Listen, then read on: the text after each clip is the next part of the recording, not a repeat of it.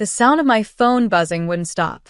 It was sitting on the kitchen counter, lighting up like a fire alarm. I tried to ignore it, but when I saw the words family group chat flashing on the screen, my gut twisted. Before we begin, drop a comment and tell us where are you from and from which city you're watching our videos? And after watching the whole video, don't forget to tell us what would you do in this situation? Be honest, tell me in the comments below. We read every comment.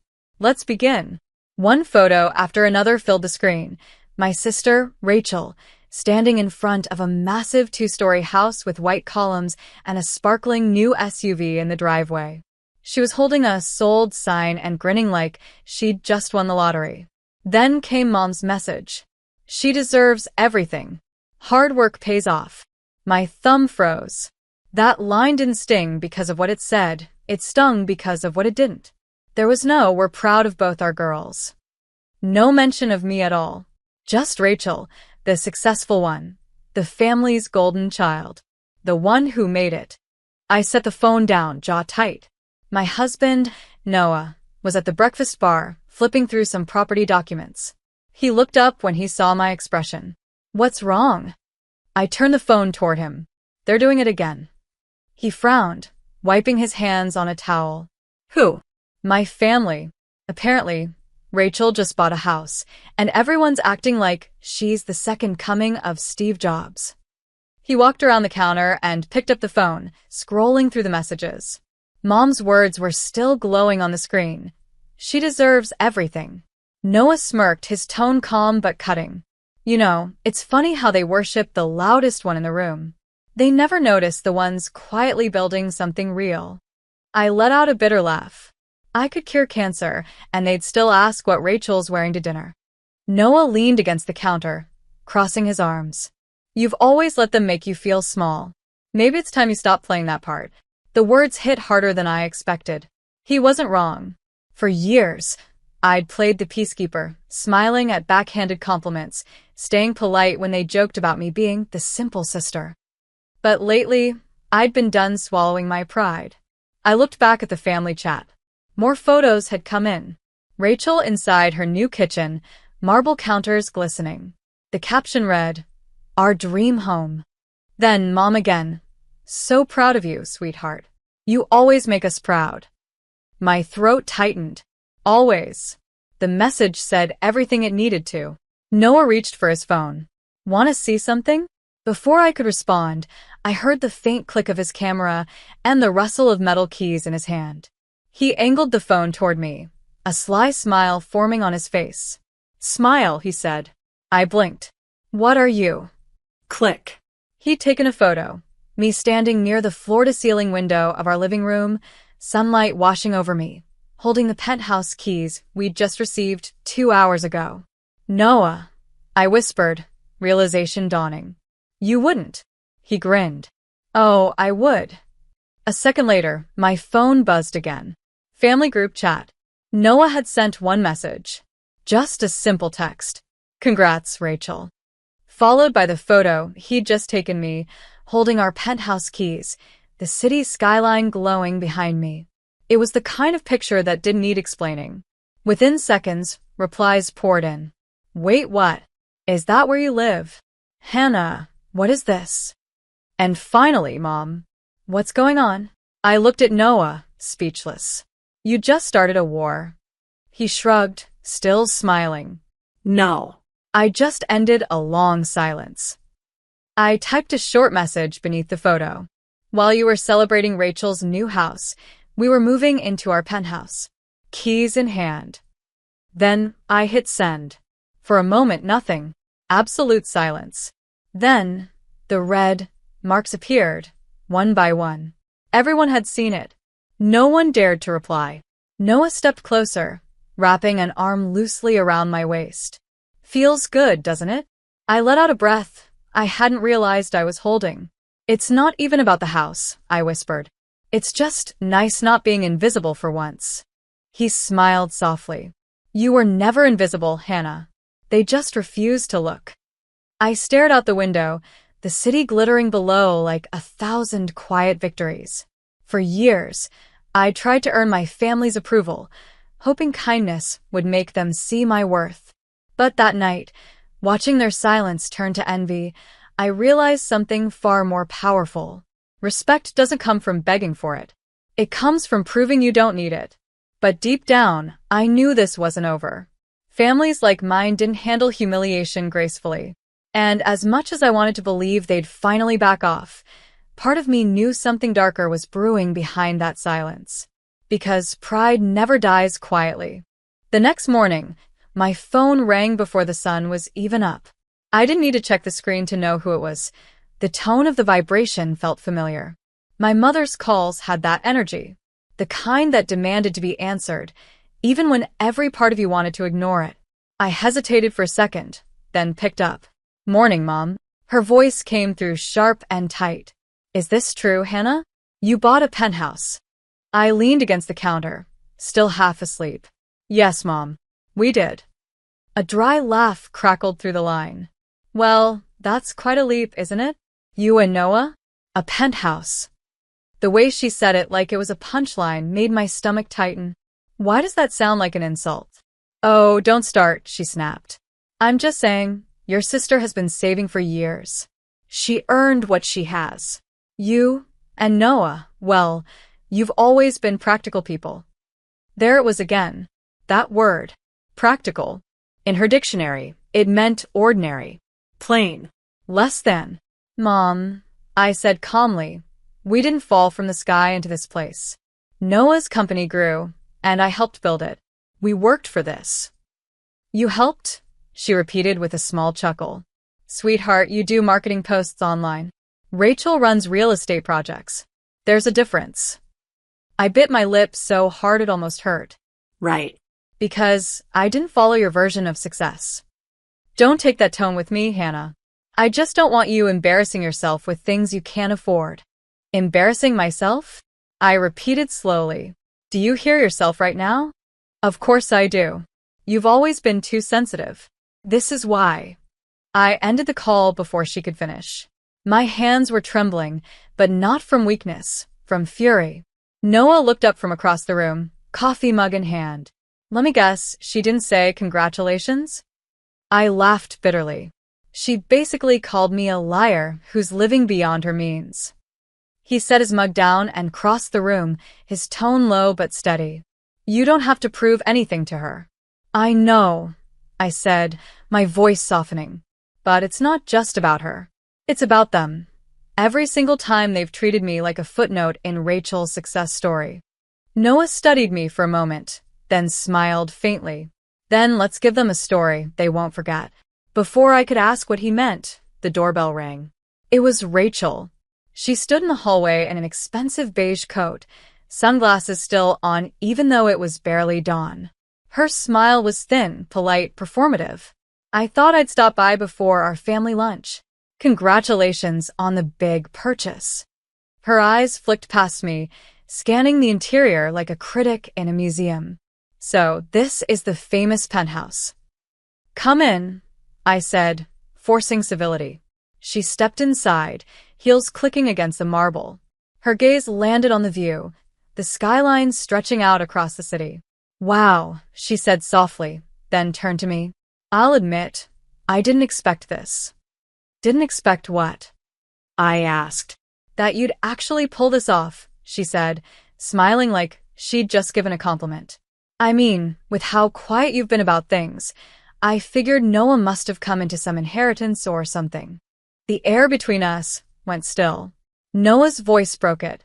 "No inheritance," he said from behind her. "Just years of hard work and late nights from both of us."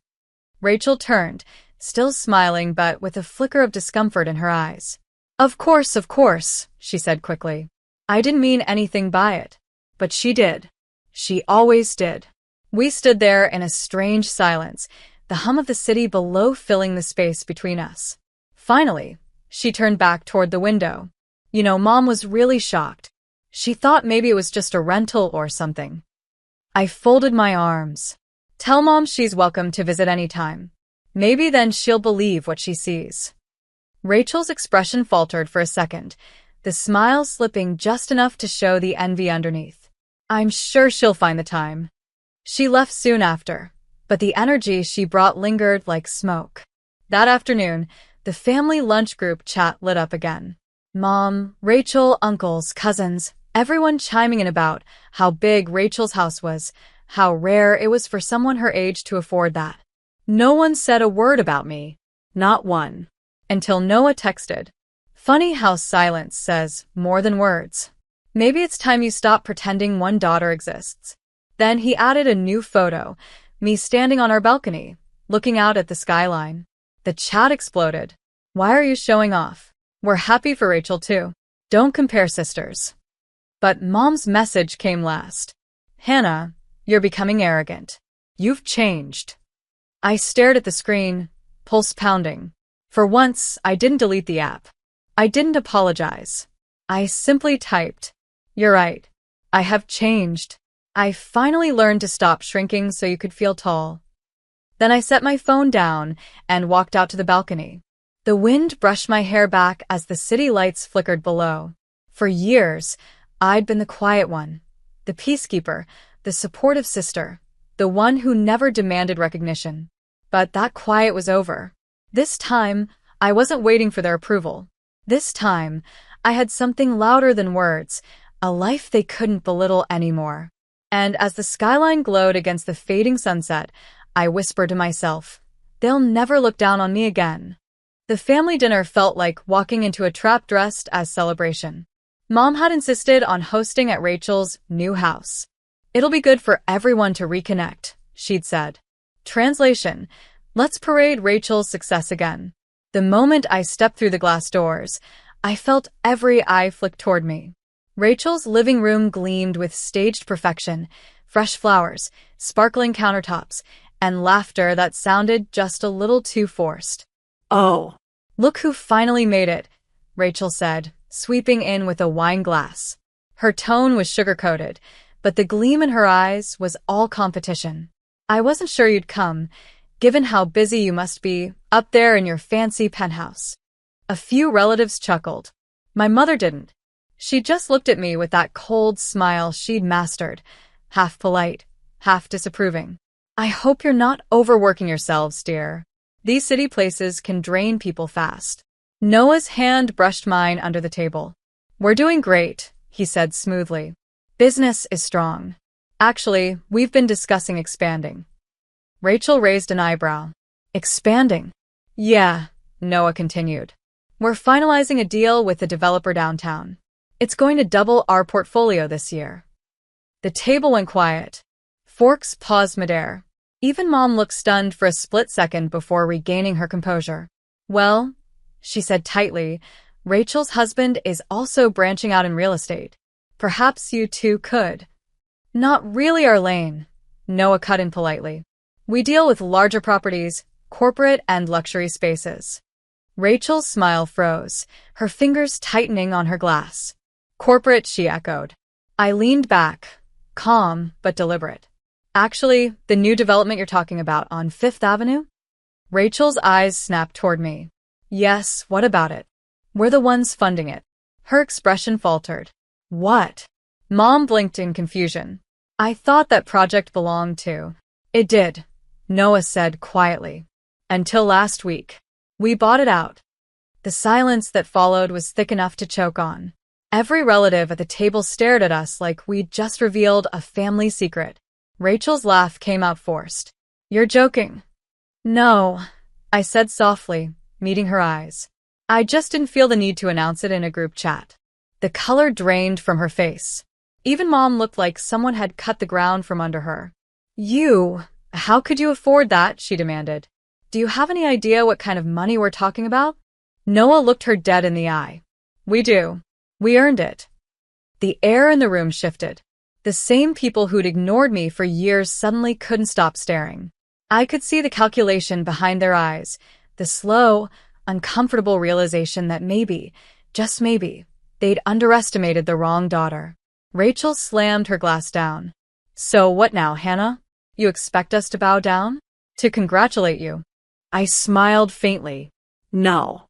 I expect you to stop pretending I'm invisible." Mom stood abruptly, her chair scraping. "You're being dramatic. Family isn't a competition. I laughed under my breath. It's never a competition when Rachel wins, right? But the moment I stop playing small, suddenly it's dramatic. The silence stretched. The clinking of cutlery had stopped entirely. I stood, smoothing my dress. You know what? Enjoy dinner. You don't have to like what I've achieved, but you'll remember it. As Noah and I walked toward the door, no one stopped us. Not even Mom. Outside, the air was cool, crisp, and freeing. Noah glanced over. You okay? I smiled, a little shaky, but steady inside. Better than okay. For once, I don't care who claps. I just know I built this life, and they can't take that away. The lights from Rachel's perfect house faded behind us, swallowed by the city skyline ahead. And for the first time in my life, their silence felt like peace. By the time we reached our penthouse that night, the city lights were burning brighter than ever. Streaks of gold reflected off the glass walls as if the skyline itself was applauding. I kicked off my heels, sinking onto the sofa.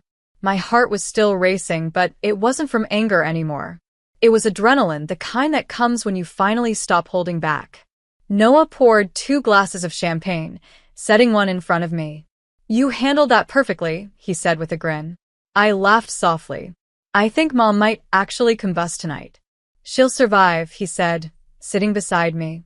People like her need a wake-up call once in a while. I took a slow sip, feeling the burn fade into warmth. You know what's funny? I said.